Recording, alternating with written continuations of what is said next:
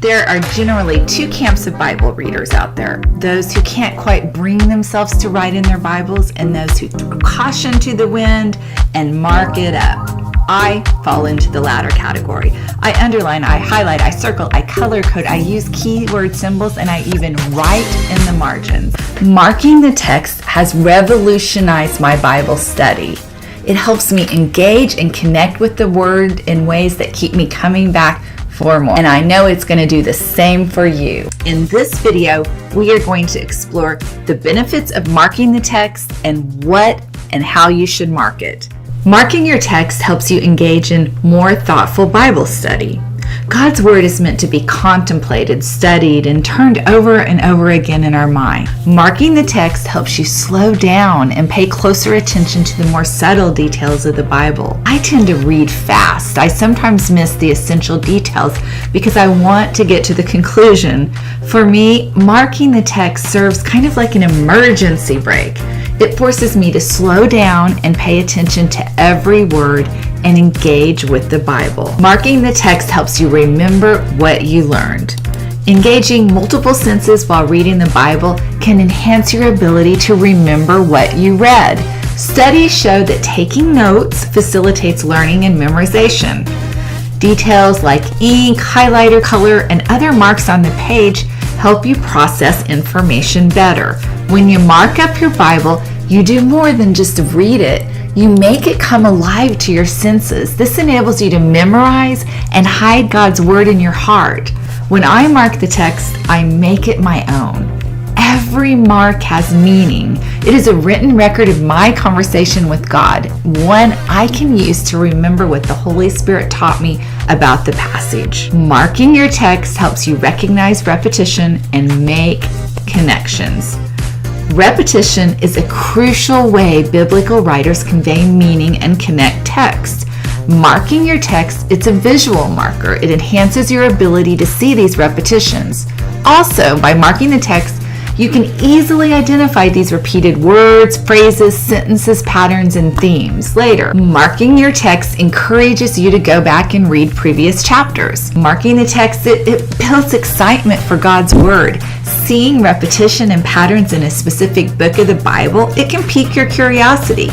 You can't help but go back and read previous chapters or other books by the same author or even a different testament in search of those exact words and patterns. It's kind of like sorting through those puzzle pieces, trying to find all the pieces required for the part of the puzzle you're working on. Marking the text helps you see how you've grown over time.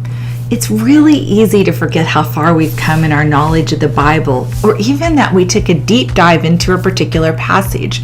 But if you mark your Bible up and revisit the same passage later, you can see what you've already learned and add any new nuggets from your current study. Marking up your Bible serves as a powerful witness to the Word. People need to see us reading the Bible. They need to know what is in our Bible. A marked up Bible proves that you value God's Word and have spent considerable time studying it.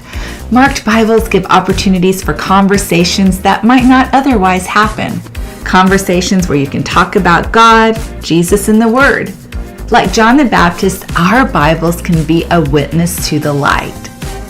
Okay, now that you know how marking the text can help you study the Bible, let's dive into how you can actually mark it up. So how and what to mark. When marking your Bible, you can use symbols, colors, or a combination of both. However you decide to mark it up, it's a good idea to be consistent as you study the Bible. I like to read the text the first time without marking it to get a sense of what it's about. But once I've read it, I grab a pen and a highlighter and start marking it up. When you see a repeated word or phrase, use a keyword symbol, circle, or highlight it. Making Him Known has their own highlighting and marking system. We use keyword symbols and color-coded highlighting to help us recognize repetition and patterns. The cool thing is that if you like paper, we've got you covered. But if you prefer digital, we've got you covered too. Another thing you can look for is marking and highlighting key people, places, and time references. To better understand God's role in what you're reading, mark all references to the Trinity, God, Jesus, and Holy Spirit. Also, it is helpful to mark time and place references to establish the historical background, setting, and sequence of events. You can identify these references by looking for and marking the names of locations, of events, and words that indicate sequence like then, after, this, when, and until. Another thing you can look for is words that connect, compare, and contrast. You can find these references by looking for and marking words such as and, or, like, as, and but. Another thing you can mark or highlight are words of conclusion. As you read the text, you look for these words that signal the writer's conclusions.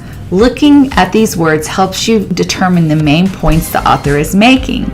You can identify these words by looking for and marking words such as therefore, so that, and for this reason. And don't forget to mark and highlight words and verses for further study. As you're reading, Holy Spirit will illuminate certain words or verses that you may want to explore deeper as you read. Mark or highlight these words and verses so you can revisit them later and do a verse map or a word study. Be looking for those videos too. I usually circle words and star verses as a visual reminder. You can do that or find your own marking. Going back later and looking for these visual reminders helps you summarize the theme of the chapter or book and better understand the writer's meaning. Marking the text has revolutionized my Bible study. I know it's going to do the same for